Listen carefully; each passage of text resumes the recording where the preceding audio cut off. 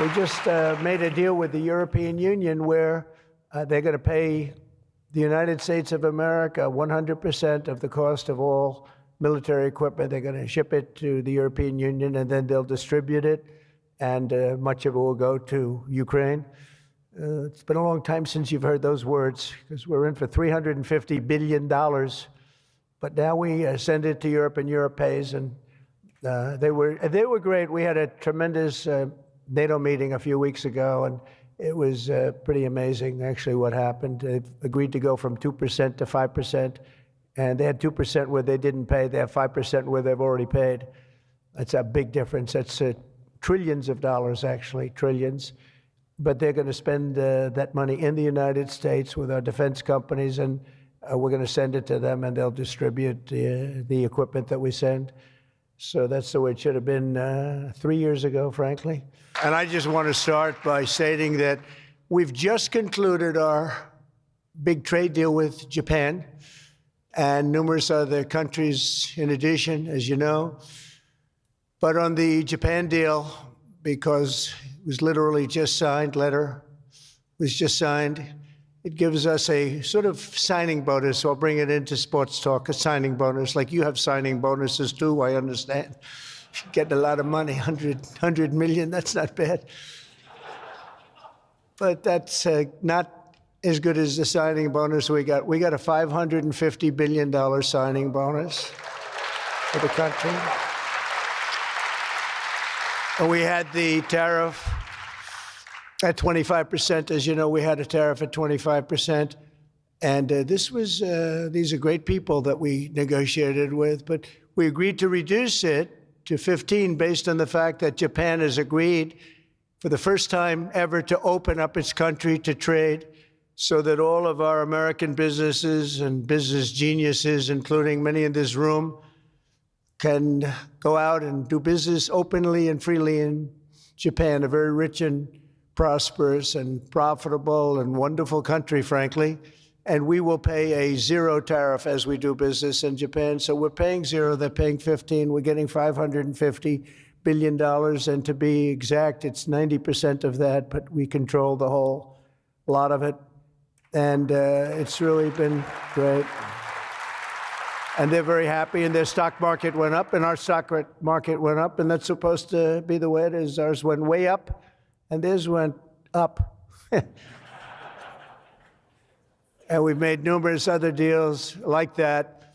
But the opening up of a country is very important to us. We have numerous countries that have opened their doors, just made some incredible transactions, but we're going to have a very, very simple tariff for some of the countries. We have so many countries, you can't negotiate deals with everyone, so we'll have a straight, simple tariff of anywhere between 15 and 50%. A couple of we have 15 because we haven't been getting along with those countries too well. So we just say, let's pay 50. And that's the way it is. But remember, we get countries that were closed, always closed. Everyone in this room would never remember any of them to be open. We've offered such a deal to the European Union where we're in serious negotiations. And if they agree to open up the union to American businesses, then we will let them pay a lower tariff. So the tariff is very important, but the opening of a country, I think, can be more important if our businesses do the job that they're supposed to be doing. Such openings are worthy of many points in tariffs, and they're a good thing, not only for, as an example, Japan or Europe, but certainly a great thing for America because it allows our businesses to go out and fairly compete and do really well if they compete properly, like the people that I know. Everyone in this room practically I know has competed very successfully. I haven't seen any, and I know the losers just like I know the winners. I tell you, I don't see any of the losers here. But now if some of the countries that pay 25% or more on autos complain, remember that Japan was willing to pay upfront the $550 billion for that privilege of negotiating with the United States of America. We also made a deal yesterday with the Philippines and Indonesia, which in both cases will be opening up their country. And we're in the process of completing our deal with China. And as you know, the UK, we made a deal. It was a very good deal for everybody. Everybody's happy. It's always nice when everybody can be happy. But mostly we'll be charging straight tariffs to most of the rest of the world because we have over 200 countries. People don't realize that's a lot of deals. Even if you're like me, a deal junkie, that's a lot of deals. That would be too much for anybody. Ooh. How did we do with this country that I never heard of? We got a lot of deals cooking, but America is taking in hundreds of billions of dollars like it never has before. Investments into our country at the highest point ever in history, and we've just really been opened up for business for 3 of the 6 months. The first couple of months, we got ourselves all set, done a great job with our military. As you know, you saw that 2 weeks ago when you saw the way those incredible B-2s flew into Iran and took out an entire nuclear potential deadly force. But I want to thank some of the incredible people that I see before me, including White House AI czar David Sachs. He's been great for organizing this very important summit, and especially for putting it in D.C., where it's a little bit easier. I don't know if it's easy for you, but it's a hell of a lot easier for me. Along with his colleagues at the All In podcast, which is very good. I did that podcast a year and a half ago, and I said, this is something, it was pretty new, pretty raw. Everybody I knew saw that podcast. I said, well, he's got something pretty good. Who is that guy? He's a smart guy, by the way. I think if I ever get in, which at the time people were saying I had a shot, not as good a shot as it turned out. We won in numbers that nobody believes. We won every swing state. We won by millions and millions of votes, winning the popular vote. We won with the districts, as they would call them, 2,750 to 505. And that's why the map is almost completely red, except for a couple of little blue areas on each side of it. But it was a great experience, frankly, for me. And hopefully it's a great experience and been a great experience for our country, because they're saying we had the greatest 6 months that a president has ever had, the opening 6 months. And I'm not even sure, maybe 6 months. I'm not sure it's the opening, but let's call it the opening 6 months. It sounds a little bit nicer. I want to also say hello and thank to Chamath and his wonderful wife, Nat. Thank you very much for being here. Thank you very much. It was great seeing you again. Great couple. David Friedberg and even, as we know, Jason Calacanis. I say even. Thank you, Jason. Thank you, Jason. I appreciate that. Yeah, he's a good person. Thanks as well to the Hill and Valley Forum and our future Undersecretary of State, Jacob Hellberg. Good work. Good. Stand up, Jason. Good. I met him a year and a half ago, and I was very impressed. I said, let's bring him in. We bring in a lot of smart people. And David's been unbelievable as the job he's doing. Along with Secretaries Doug Burgum, who's been incredible. Doug? Thank you. Thank you, Doug. Great job. He's producing low-cost energy. We're down to $64. I want to get it down a little bit further if we can. I don't know if the oil companies love that or not, but we want to have very inexpensive electricity so that you can power up the plants, because you need more electricity than any human beings ever in the history of the world. When I heard what you really need, I said, you got to be kidding. Double what we produce right now for everything, right? I don't know. You're going to, Jensen, you're going to have to explain that to me someday, why they need so damn much. Couldn't you do with a little bit less? My father always used to say, turn off the lights, son. But you guys are turning up the lights. I want to thank Howard Lutnick for doing a terrific job. He was involved in the big deal that we just completed with Japan. Howard, wherever you are, Howard.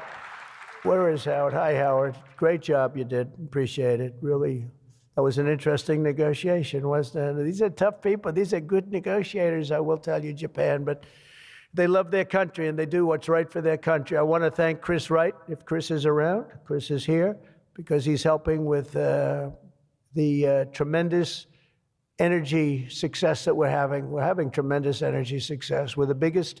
We have more energy than anybody else in the world. Nobody knew that until I came along, but we have more energy than anybody else in the world. We're making incredible deals on energy, including deals in Alaska. Well, we that's the mother lode, that's the big one, and we're making deals with various Asian countries that need it, and it's actually hard to believe. You don't think of it, but Asia is very close to Alaska, relatively speaking.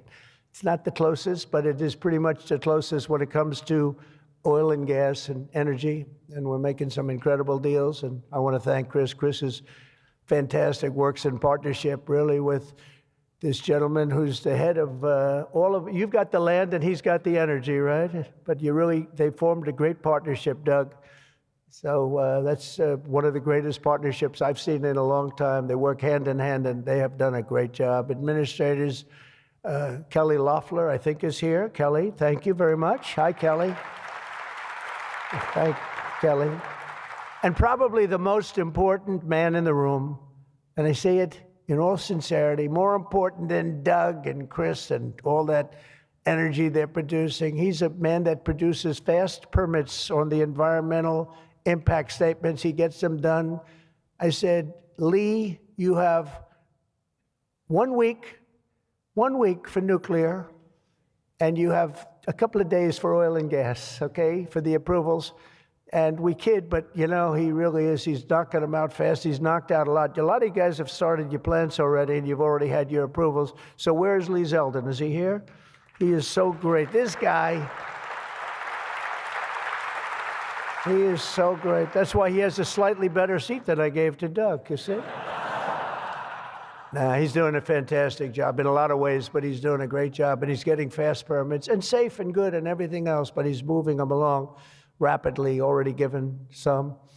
And, you know, one of the most exciting things we'll talk about in a second is the fact that you're going to build your own electric producing plants when you build whatever you're building. And it could be, it's different things, including automobile factories, which are going up all over the place. You'll see them starting soon.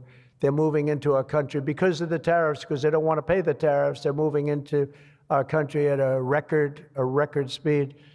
But the ability to build your own electric plant, not having to rely on a 100-year-plus old grid.